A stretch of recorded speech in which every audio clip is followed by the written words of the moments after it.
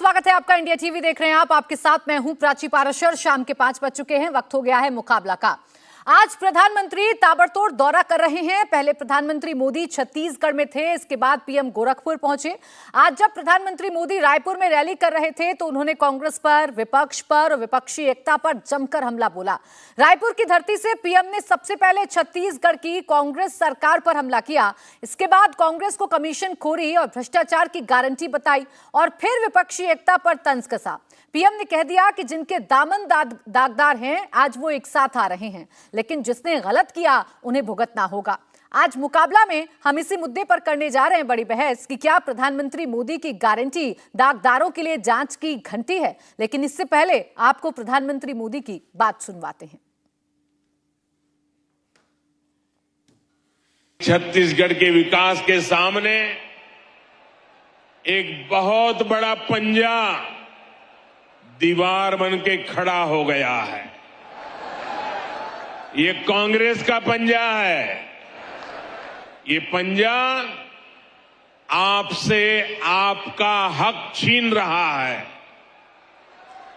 कांग्रेस पंजे ने ठान लिया है कि वो छत्तीसगढ़ को लूट करके बर्बाद कर देगा। साथियों, गंगा जी की झूठी कसम खाने का पाप कांग्रेस ही कर सकती है। जिसने गलत किया है वो बचेगा नहीं।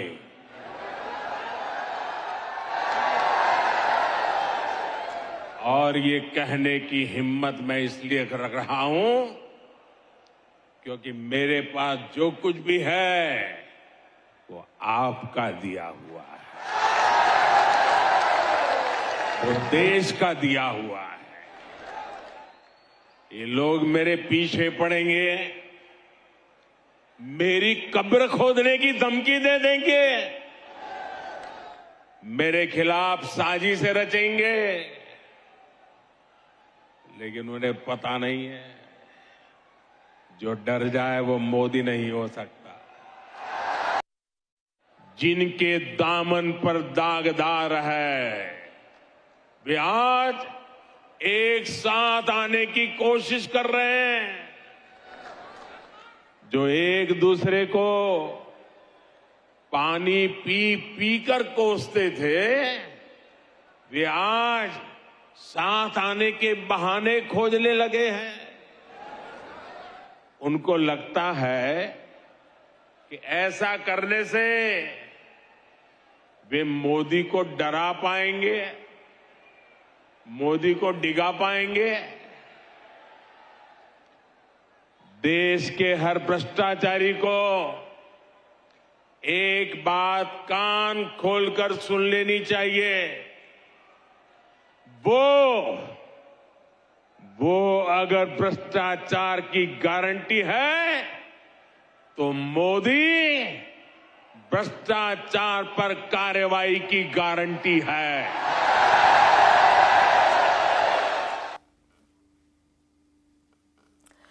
इसी पर करेंगे चर्चा। हमारे साथ खास मेहमान जुड़ गए हैं। जफर इस्लाम, प्रवक्ता बीजेपी हमारे साथ हैं और इसके साथ ही साथ धीरेन्द्र कुमार, प्रवक्ता एलजेपीआर हमारे साथ हैं और शक्ति यादव हमारे साथ इस वक्त जुड़ गए हैं, प्रवक्ता आरजेडी। आप सभी का बहुत बहुत स्वागत है।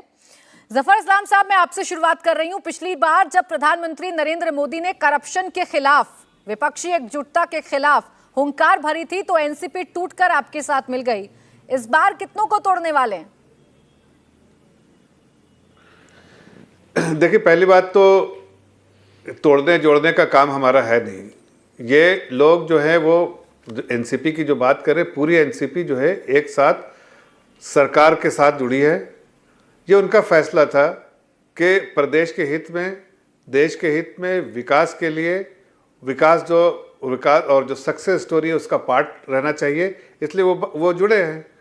इसमें कोई तोड़ के जुड़ा, जोड़ के जुड़ा, ऐसा बात नहीं है। पूरी जो है एनसीपी जुड़ी थी। लेकिन अगर बीच में शरद पवार जी ने यू टर्न लिया है तो इनका अपना अंदरूनी मामला है, उसमें हम टीका टिप्पणी नहीं करना चाहते। लेकिन इतना ज़रूर है कि आज अजीत पवार जी जो है उन्होंने प्रदेश की जो विकास की राजनीति, जो करप्शन से दूर होने की राजनीति, जो साफ सुथरी राजनीति है, जो सेवा भाव की राजनीति है, जिससे देश के लिए और प्रदेश के हित में जो काम हो, जिससे प्रदेश का भी नाम अच्छा हो, वहाँ प्रदेश में रहने वालों के लिए अच्छा हो, इस सारी चीज़ों को देखते हुए उन्होंने फैसला लिया।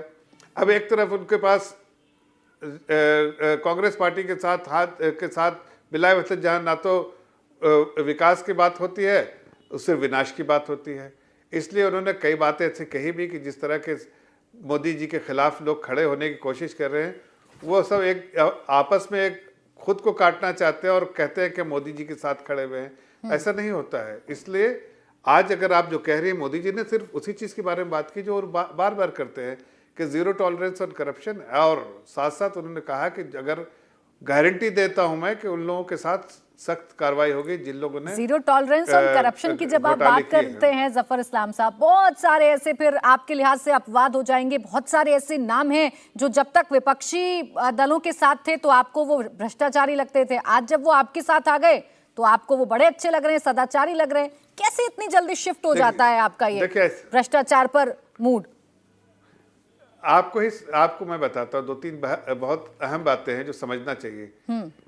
आप अगर इस चैनल पे बैठे हैं, हमारे दुबे जी हैं कांग्रेस के प्रवक्ता, राजीव भाई हैं समाजवादी पार्टी के प्रवक्ता, और भी लोग हैं, मैं हूँ भाजपा का प्रवक्ता, ये हम लोग ऑथराइज लोग हैं, बात कर रहे हैं। हम लोगों को पार्टी ने भेजा है यहाँ पर बात करने के लिए। उसी तरह से पार्टी ने बाकी लोगों को, अगर मैं कोई गलत काम करूँगा पार्टी मुझे बाहर निकाल देगी, और बाहर निकाल देगी तब आप कह सकते हैं कि हाँ इसमें कोई दामन में दाग है। उसी तरह अगर कोई पॉलिटिकल पार्टी में काम कर रहा है, उस पॉलिटिकल पार्टी में आप बहुत आराम से रह रहे हैं, सारा मान सम्मान है, लेकिन वो पॉलिटिकल पार्टी को उनके कमियों की वजह से छोड़ के आता है तो उनमें खामियां दिख रही हैं। नहीं, एजेंसीज अपना काम कर रही हैं। आपको दिखती हैं। आप एक मिनट जफर इस्लाम जी सुनिए, पहले एक सेकंड रुक जाइए। उसमें खामियां विपक्षी दलों को नहीं, एक मिनट मेरी बात, उसमें खामियां आपको दिखती अरे हैं। मेरी बात सुनिए ना, पहले मेरी बात का जवाब दीजिए। सुन तो लीजिए। आप पहले आरोप लगाते हैं, पहले उसी का जवाब दे रहा हूं, उस पर ही तो पलटवार कर रहा है विपक्ष। तो लीजिए उसी का उसी का जवाब दे रहे हैं। हाँ। कि भाई जब आपके यहाँ थे तो आप निकाला नहीं, आप निकाल दीजिए जिसको। मैं कहता हूं कि जो पार्टी में है, कांग्रेस पार्टी को चैलेंज करता हूं, जिन लोगों को आप निकालेंगे उनको कोई टच नहीं करेगा। लेकिन जब तक निकाला नहीं, जैसे आपके यहाँ वैसे यहाँ पर हैं, हाँ इंडिपेंडेंट एजेंसीज इंडिपेंडेंट है। तो फिर जफर इस्लाम जी फिर क्या आप जीरो टॉलरेंस की बात करते हैं? सीधे सीधे कहिए ना, ये राजनीति का एक पार्ट है। सीधे सीधे कहिए ये प्रेशर पॉलिटिक्स का एक पार्ट है। दोनों में फर्क है। देखिए एक मिनट, नहीं दोनों में फर्क है, सुन लीजिए। फर्क ये है आप समझा नहीं पा रही हैं, मुझे समझाने दीजिए। नहीं, आप नहीं समझा पा रहे जफर इस्लाम जी, मैं तो बखूबी समझ भी रही हूं। आपका सवाल गलत है, आप बार बार गलत तरीके से सवाल कर रही हैं। कोई गलत तरीके से सवाल नहीं है। मैं कह रहा हूं कि इसमें क्या गलत पूछ लिया मैंने आपसे? एक मिनट सुनिए ना, तो आप सुनिए नहीं, आप मेरी बात सुन लीजिए। आपको बोलिए। मैं ये कह रहा हूं कि देखिए, अगर कोई किसी पॉलिटिकल पार्टी में है, वहां उसको सब मान सम्मान है, लेकिन अगर एजेंसीज अपना काम कर रही तो एजेंसीज को काम करने का पूरा अधिकार है टिल दे आर कन्विक्टेड। अगर कोर्ट ने उनको किसी को कन्विक्ट किया वो तो अनटचेबल हो जाता है। लेकिन उससे पहले जिससे पहले कोर्ट प्रोनाउंस करे,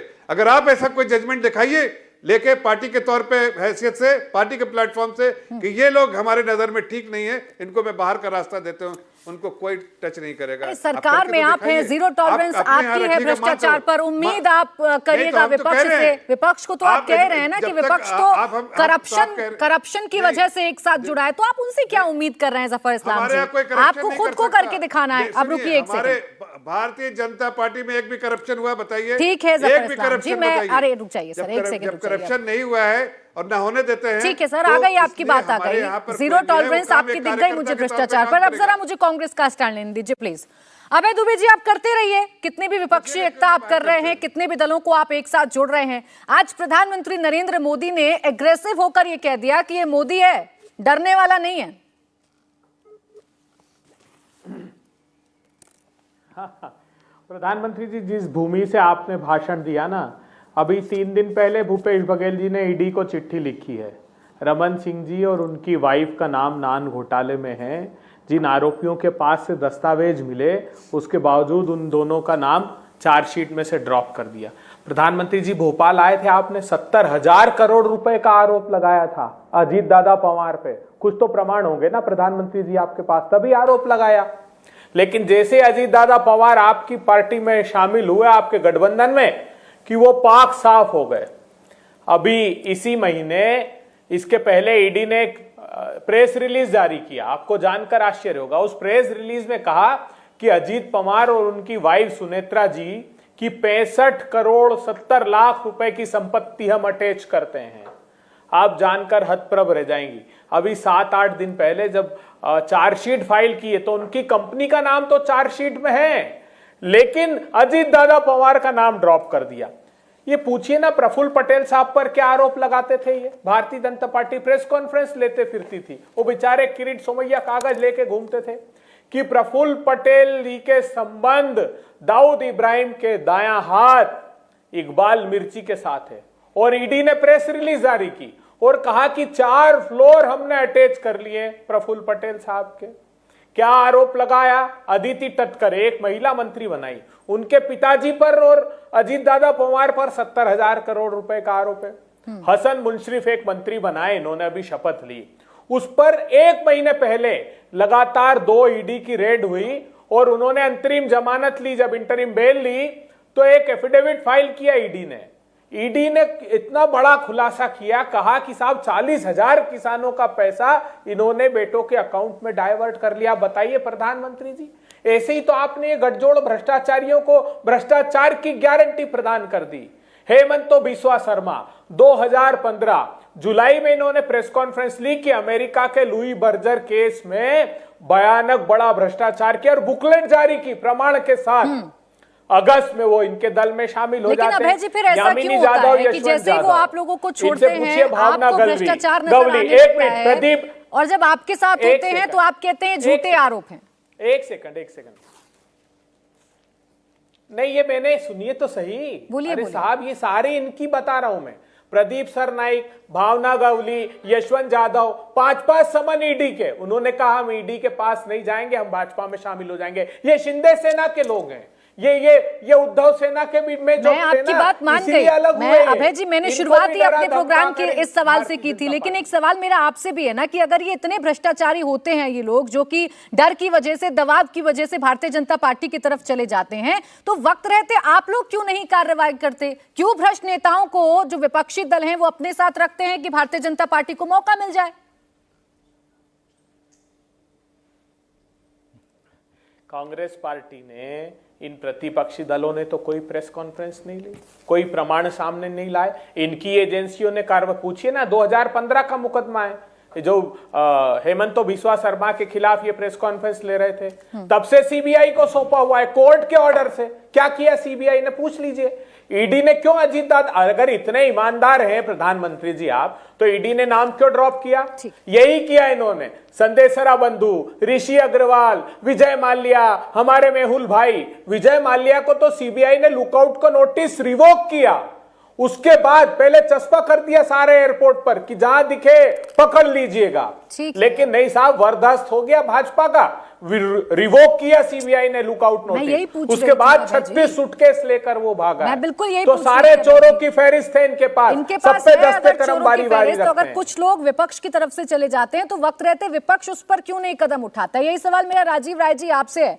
पीएम कह रहे हैं बनाते रहिए गठजोड़, जो एक दूसरे को पानी पी पी कर कोसा करते थे, जो एक दूसरे के खिलाफ खड़े थे, जितने भी करप्ट लोग हैं वो सब एक साथ आ रहे हैं। लेकिन ये भी देख लीजिए कि सामने मोदी से मुकाबला है, डरने वाले नहीं है, डिगने वाले नहीं है वो। अब प्राची जी, प्रधानमंत्री जी की भाषा अहंकार की भाषा है, और माननीय प्रधानमंत्री जी को याद रखना चाहिए कि अक्सर तूफान में कश्तियाँ और अहंकार में हस्तियाँ डूब जाया करती हैं। प्रधानमंत्री जी जब बोल रहे थे तो भ्रष्टाचार पर हमला करने की बात नहीं कर रहे थे। प्रधानमंत्री जी भ्रष्टाचारियों पर कार्रवाई करने की बात नहीं कर रहे थे। अब जिस धरती पर जाकर प्रधानमंत्री जी भ्रष्टाचारियों के खिलाफ या भ्रष्टाचार के खिलाफ बातें करते हैं, वहाँ के भ्रष्ट लोगों को, भ्रष्टाचारियों को ये उम्मीद हो जाती है कि माननीय प्रधानमंत्री जी ने कुछ बोला है, लग रहा है कि हम भी मंत्री बन जाएंगे, हम भी उप मुख्यमंत्री बन जाएंगे, हमें भी सरकारी पद मिल जाएगा। प्रधानमंत्री जी की बात अब ऐसे ली जाती है। प्रधानमंत्री जी की बात को एक जमाना था जब प्रधानमंत्री जी ने कहा था अच्छे दिन आएंगे, लोग मान गए कि अच्छे दिन आएंगे। प्रधानमंत्री जी ने कहा था नौजवानों को 2 करोड़ रोजगार मिलेगा, नौजवान मान गए कि 2 करोड़ रोजगार मिलेगा। प्रधानमंत्री जी ने कहा था किसानों की आय दुगुनी होगी, लोगों ने मान लिया। प्रधानमंत्री जी ने कहा मेरे नसीब से डीजल पेट्रोल के दाम कम हो गए, लोगों ने मान लिया। लेकिन जब प्रधानमंत्री जी बोलते हैं कि अजीत दादा पवार पर 70,000 करोड़ रुपए का आरोप है, प्रधानमंत्री जी जब भ्रष्टाचारियों पर हमला करने के लिए बोलते हैं और दिल्ली पहुंचते पहुंचते उन सारे भ्रष्टाचारियों के नाम के आगे मंत्री उप मुख्यमंत्री पर साइन कर देते हैं तो लोग हंसते हैं। प्रधानमंत्री जी की जो छवि थी प्रधानमंत्री जी ने इसे खत्म कर दिया। तो यकीन करिए कि जो प्रधानमंत्री जी का अहंकार है वो जरूर डूबेगा। और हमने तो देखा, मैं आज बेंगलोर से जुड़ा हूं आपसे, इसी बेंगलोर में जब कर्नाटक का चुनाव हो रहा था तो प्रधानमंत्री जी अपने भुजाओं में जय बजरंगबली का नाम लेकर भी चेतावनी दिए थे और बोले थे। क्या हासिल हुआ? तो प्रधानमंत्री जी, मैं आपसे उम्मीद करता हूं कि आप भाजपा के कार्यकर्ता और प्रचार मंत्री की तरह नहीं, आप हमारे भी प्रधानमंत्री हैं। जब देश का प्रधानमंत्री कहता है कि ये लोग भ्रष्टाचारी हैं, जिन घोटालों का या जिन नेताओं का भी आप जिक्र कर रहे हैं, खासकर अभी ताजा जो घटना मुंबई से हुई है उसका जिक्र लगातार किया जा रहा है अजीत पवार के। अजीत पवार के खिलाफ भ्रष्टाचार के आरोप भारतीय जनता पार्टी लगाती थी, आज उसी अजीत पवार को अपने साथ ले लिया। पहले आप ये बताइए, अजीत पवार आपको भ्रष्टाचारी लगते हैं कि नहीं लगते हैं? मैं वही बात कर रहा था प्राची जी कि जब हमारे प्रधानमंत्री जी बोलते हैं प्रधानमंत्री के रूप में कि फलाने फलाने फलाने भ्रष्टाचारी या भ्रष्टाचार है, तो देश ये मान के चलता है कि इनके पास पुख्ता प्रमाण होंगे, सबूत होंगे, तभी प्रधानमंत्री जी बोल रहे हैं। आप भी मान लेते हैं जो प्रधानमंत्री अगर बोलते हैं तो मैं गंभीरता से लेता था।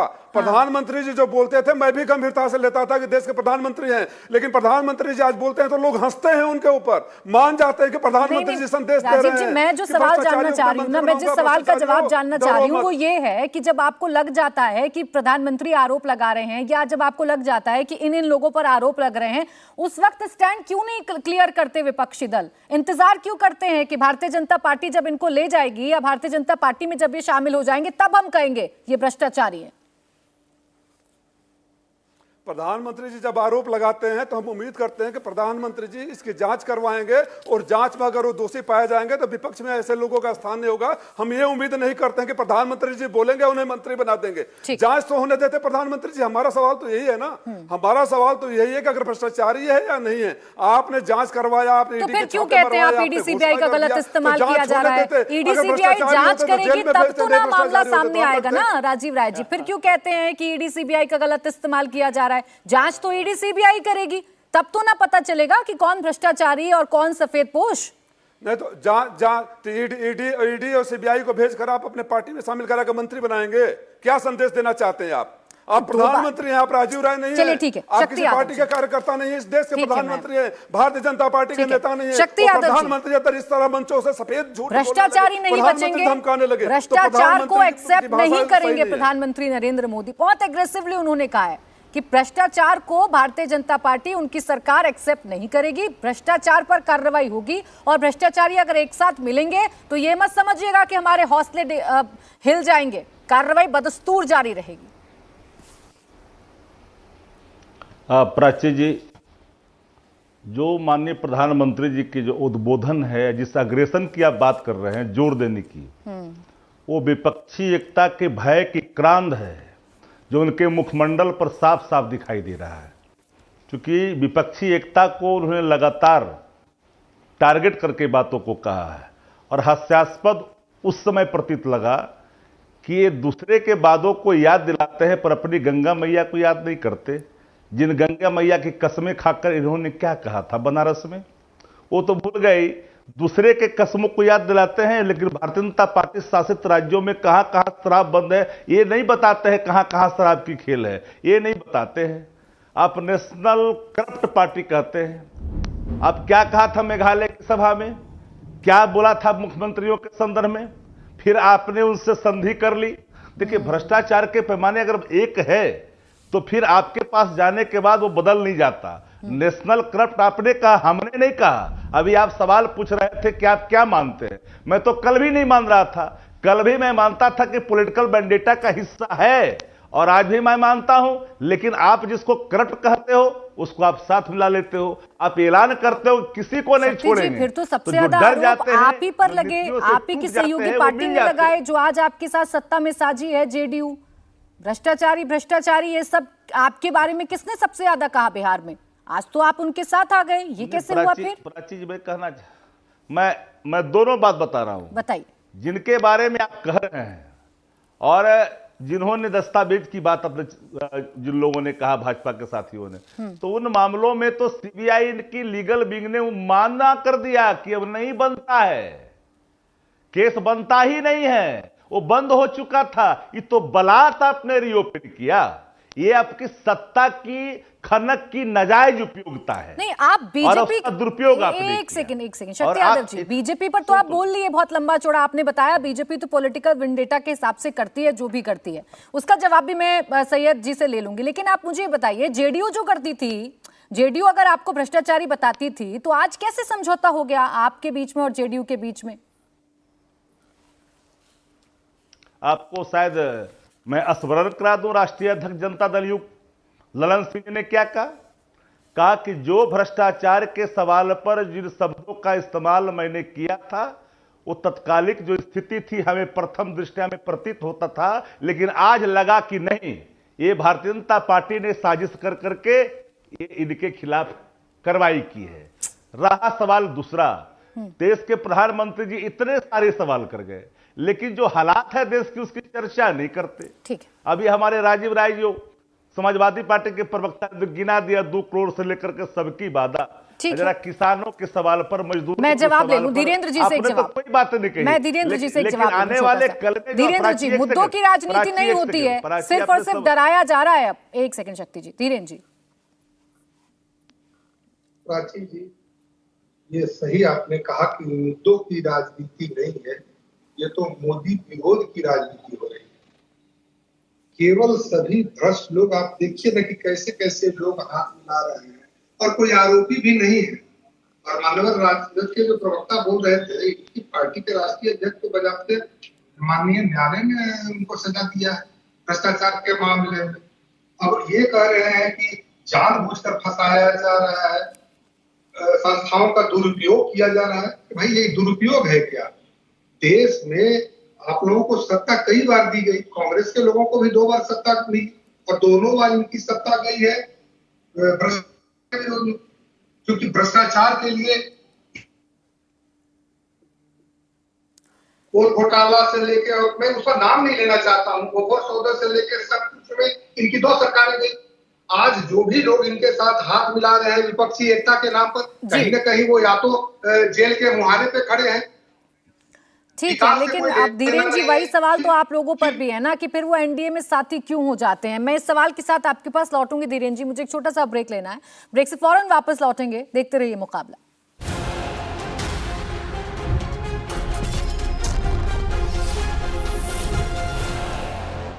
ब्रेक के बाद स्वागत है, आप देख रहे हैं मुकाबला। जफर इस्लाम साहब, सवाल जस का तस बना हुआ है। सवाल यह है कि मुद्दों की राजनीति करने के अलावा आप सारी राजनीति करते हैं, आप जितने तरीके अपना सकते हैं वो तमाम तरीके अपनाते हैं। बेशक कहिए विपक्षी एकता से आपको फर्क नहीं पड़ता, लेकिन आपको बखूबी फर्क पड़ता है। नहीं, देखिए, इनके कहने से तो कोई फर्क नहीं पड़ता।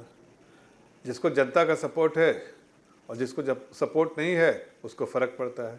हम तो जनता के कॉन्फिडेंस पे, जनता के समर्थन से, जनता के आशीर्वाद से, जनता को समर्पित होकर, जनता की सेवा करके इस बात पे, इस नतीजे पे पहुंचते हैं कि मुझे कहना पड़ता है कि आज इस तरह के विपक्षी जो एकता की बात करते हैं वो बेसिकली कुछ नहीं एकता है।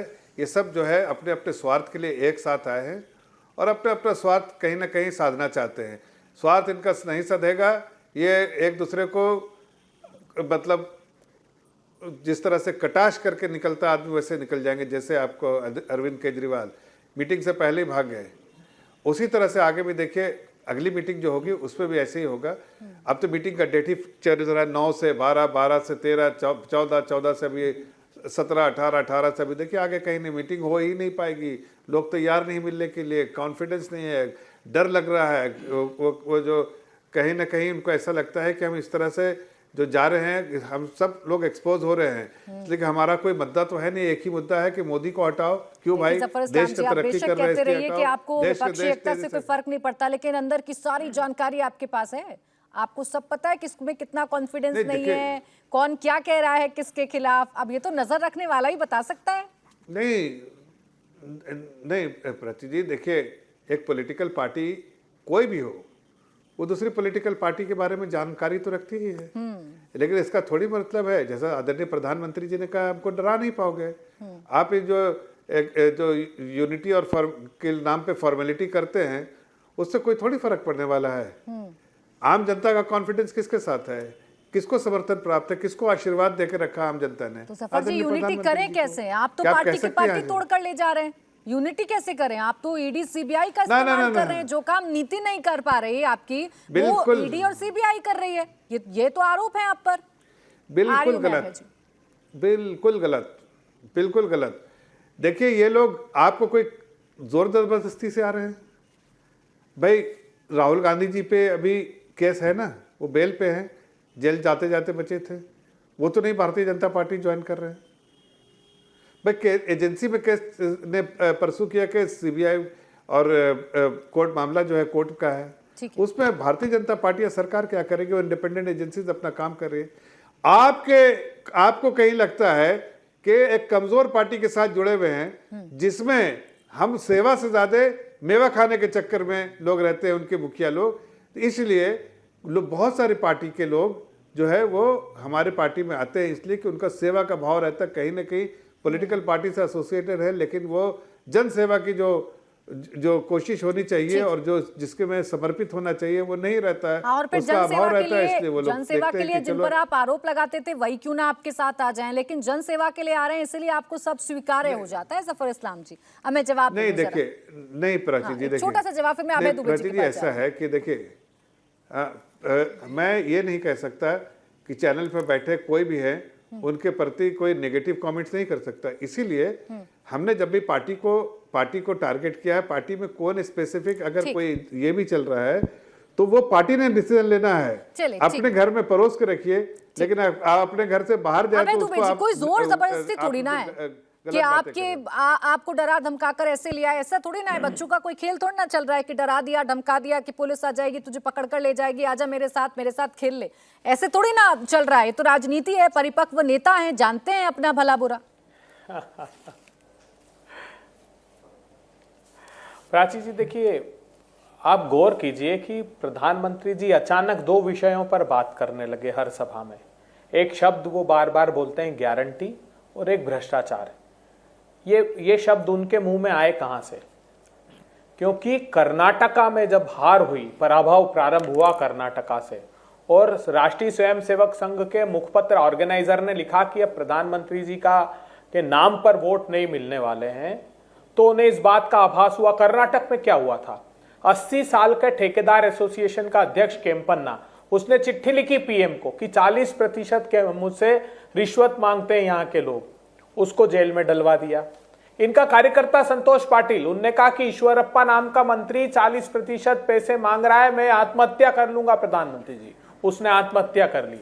पीएम ने बात किससे की? उसी ईश्वरप्पा से जिससे आरोप था कि मुझे चुनाव जिता देना।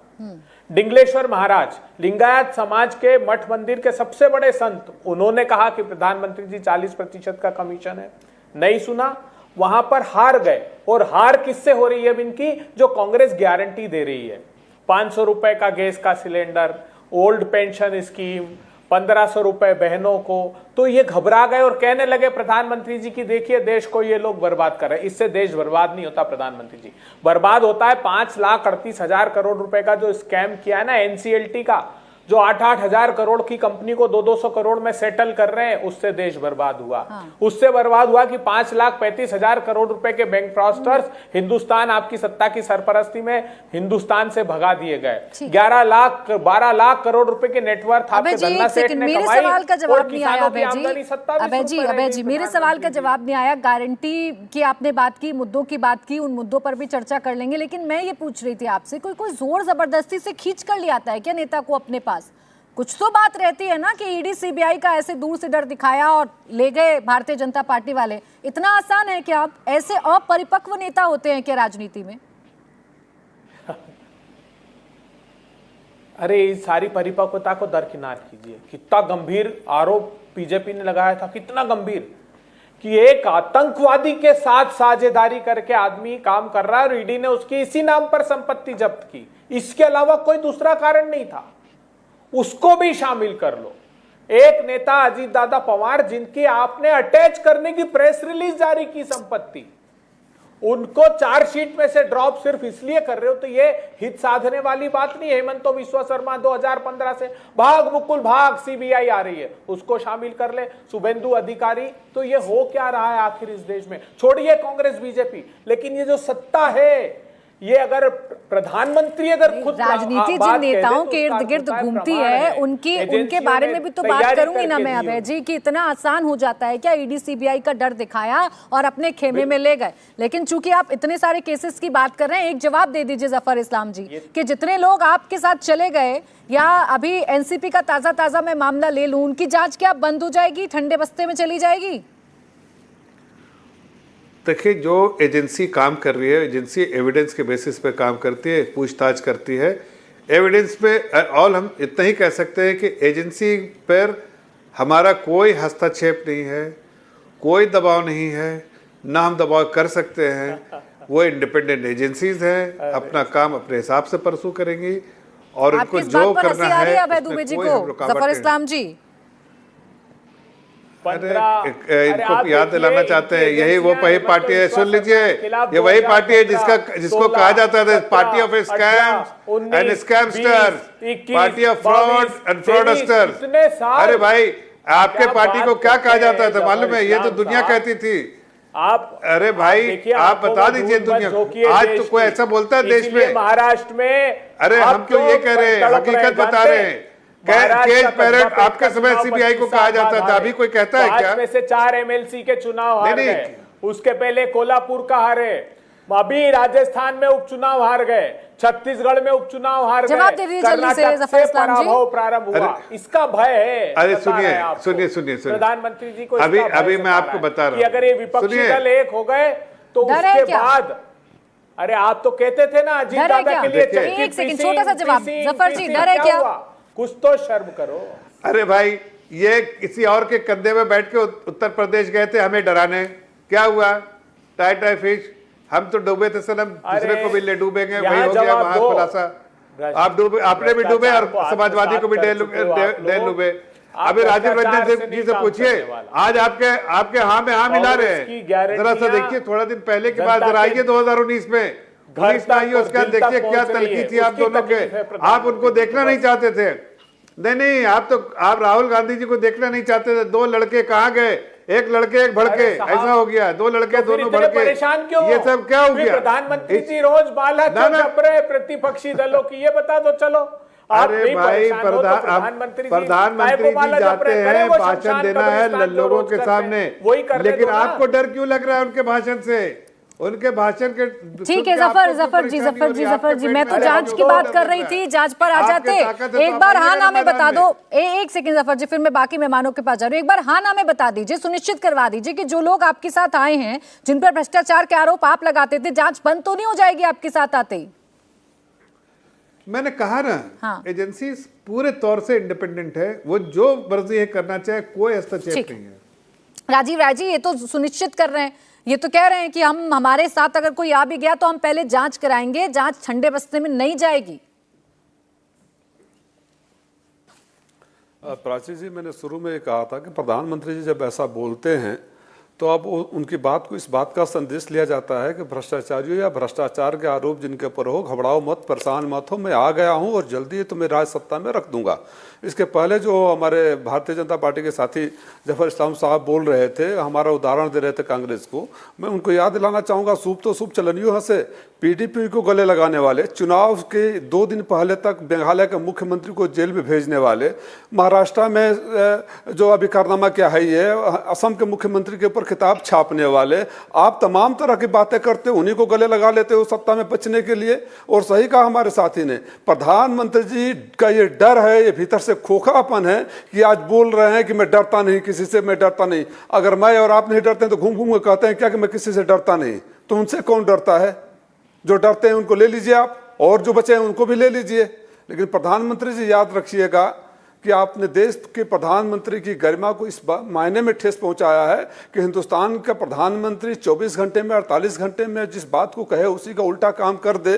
तो इस देश के लोगों को धोखा सा महसूस हो रहा है, देश के लोग ठगे हुए महसूस कर रहे हैं। और फिर मैं याद दिलाऊंगा कि आपने कहा था कि 15 लाख मिलेंगे, सब मान गए थे, आपने जितने वादे कहे थे सब लोग मान गए थे, लेकिन काट की हाड़ी बार बार आप तो वरिष्ठ प्रवक्ता हैं, आप जानते हैं कि राजनीतिक दल कैसे काम करते हैं। लेकिन एक सवाल का जवाब दे दीजिए, फिर मैं आगे बढ़ रही हूँ कि अगर कोई भी पार्टी से इधर उधर जाता है, दूसरी पार्टी बदलता है, तो वो दबाव में, वो प्रेशर पॉलिटिक्स ही होती है, वो घर तोड़ने की इच्छा होती है दूसरे विपक्षी दल की, या अपनी भी कोई स्वेच्छा, कोई इच्छा होती है नेता की?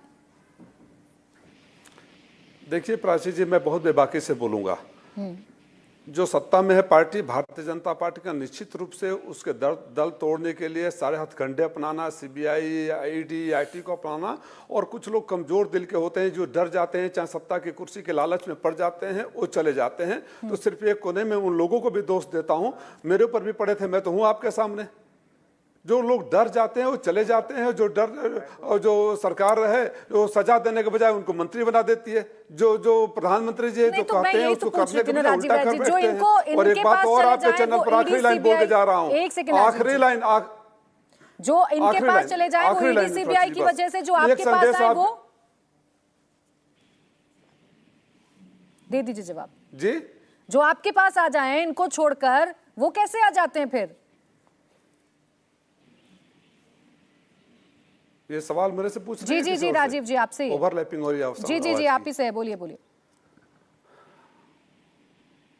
नहीं, हमारे पास कौन सा व्यक्ति जो आया जिसके ऊपर सीबीआई, आईटी और ईडी के आरोप लगे हो, सरकार पीछे पड़ी हो, छापे मरवा रही हो, प्रेस कॉन्फ्रेंस कर रही हो, और वो छोड़कर बीजेपी में, समाजवादी पार्टी में या कहीं और आ गया? ऐसा तो कहीं हुआ नहीं है। मैं एक संदेश खाली आपके माध्यम से, क्योंकि मुझे लगता है कि आखिरी बार मुझे मौका मिला है, ये कहना चाहता हूं कि प्रधानमंत्री जी 50,000 करोड़ रुपए बांटने निकले हैं। लेकिन देश के लोगों, याद रखना, बिहार वाली और भाषण 75,000, जाते हैं कि वो 31 विधायक हैं। अगर आप एनसीपी का भी जिक्र करेंगे, आप भी तो सेलेक्टिवली पिक एंड चूज करके भारतीय जनता पार्टी पर आरोप कर रहे हैं। अपने घर, अपने अंदर कितनी कमियां, इस पर भी तो चर्चा होनी चाहिए ना। शक्ति यादव जी, होनी चाहिए नहीं होनी चाहिए इस पर चर्चा? 31 विधायक तो गए हैं, 31 विधायकों पर ही क्या भ्रष्टाचार के मामले चल रहे हैं पूरे? प्राची जी, हम थोड़ी आपसे समय चाहेंगे क्योंकि कई सवाल यहाँ पर आपने रखा है। जी बोलिए। देना चाहता हूँ। आपने कहा कि डर तो जो प्रतिबद्ध नहीं है, जो कमिटेड नहीं है नीतियों के प्रति, जो चाहते हैं, सेफ चाहते हैं, जिनके लिए पार्टी बड़ी नहीं है, सिद्धांत बड़ी नहीं है, वो प्रत्याग कर जाते हैं, जाकर के मिल जाते हैं, चाहे कोई दल का हो। मैं डंके की चोट पे कहता, लेकिन देश के प्रधानमंत्री जी की जो भाषा, चाहे मध्य प्रदेश की हो, या आपने देखा किस तरह की भाषा का इस्तेमाल उन्होंने किया। तो उनके जो मुखमंडल पर भय है, वो आने वाली आंधी जो 24 की है उसमें उड़ता हुआ बीजेपी का अस्तित्व है, उसका भय है। दूसरी बात, उन्होंने कहा कि सब लोग इकट्ठे हो रहे, इतनी पार्टियां, 28 पार्टियों के गठबंधन से जो आप सत्ता में आए थे, तो आप त्रंबकेश्वर में जाकर के जल चढ़ाने के लिए थोड़ी आपने 28 पार्टियों का गठबंधन किया था। रहा सवाल महंगाई जैसे सवाल पर मत शब्द उच्चारण करने में प्रधानमंत्री जी की जीवा कप जाती है, क्योंकि महंगाई के सवाल पर नहीं बोल पाते, बेरोजगारी के सवाल पर नहीं बोल पाते, किसानों की आय दुगनी होगी 22 तक, इस पर नहीं बोल पाते। लेकिन भ्रष्टाचार आप कहें, लेकिन भ्रष्टाचार के आरोप लगाने के बाद आप ही गले में माला पहन लेते हैं उन लोगों को और डरा करके लाते जो कमजोर दिल वाले। शक्ति यादव जी, जफर इस्लाम साहब ने बहुत साफ शब्दों में कहा यहां बैठकर कि हम जांच बंद नहीं करने वाले हैं, जांच तो होती रहेगी, जांच तो हम करेंगे। लेकिन एक सवाल फिर आप लोगों से भी था ना कि वो भ्रष्टाचारी बीजेपी में चले जाते हैं, तभी क्यों नजर आते हैं आपको? प्राची प्लीज प्राची जी, हम आपको कहना चाहिए, लास्ट हम कंप्लीट कर देते हैं आपको। हाँ। आपने कहा कि जिन लोगों पर जो आते हैं भाजपा में जिन पर करप्शन के चार्ज है उनके इन्वेस्टिगेशन बंद नहीं होते हैं। मैं कहता हूं कि इन्वेस्टिगेशन का अब वेलोसिटी जरा देख लीजिए। आप तो प्रबुद्ध एंकर है, चेक न कर लीजिए कि कौन कौन लोग गए हैं और इन्वेस्टिगेशन की स्थिति क्या है। वो तो ऑन रिकॉर्ड है, ऑनलाइन है, किन किन लोगों को कहां साइड लाइन में बैठाई गई है, किनके नाम निकाले गए हैं और किन पर कार्रवाइयां तेजी से हो रही है। जो नामित नहीं है उनको नामित कैसे की जाती है, वाई विंग जो कभी नामित होने लायक नहीं है, वो तो वेंडेटा इसी को कहा जाता है ना। ठीक है, आपकी बात आगे। सर बहुत बहुत शुक्रिया आप सभी का हमारे साथ इस चर्चा में जुड़ने के लिए। तो मुकाबला में आज की बहस बस यहीं तक, लेकिन मुकाबला में आज की बहस के बाद ये जरूर साफ हो गया है कि 2024 के लिए मुद्दे जो सेट हो रहे हैं उसमें ईडी सीबीआई सबसे प्रमुख हथियार विपक्ष के लिए है, तो वहीं दूसरी तरफ प्रधानमंत्री नरेंद्र मोदी करप्शन पर कार्रवाई को लेकर आक्रामक नजर आ रहे हैं और सीधे तौर पर यह संदेश दे रहे हैं कि जो करप्ट हैं वो साथ मिल रहे हैं। इंडिया टीवी हर वक्त हर जगह डाउनलोड करने के लिए सर्च करें India TV news Google play store या ऐप स्टोर पर।